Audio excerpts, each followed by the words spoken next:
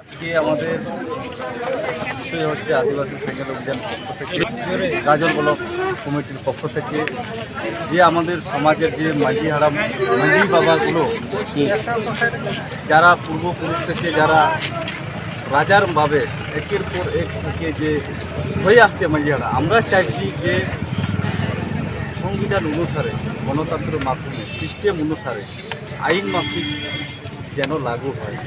এর মাধ্যমে আইসি সাহেবের সঙ্গে সাক্ষাৎ করার পরে আমরা আইসি সাহেবের থ্রু হয়ে রাষ্ট্রপতির কাছে এই বার্তাটাকে পৌঁছাতে চাইছি যেন আইন মাফিক যেটা লাগু হয়। মূলত আজকে দাবি হচ্ছে এক দফায়।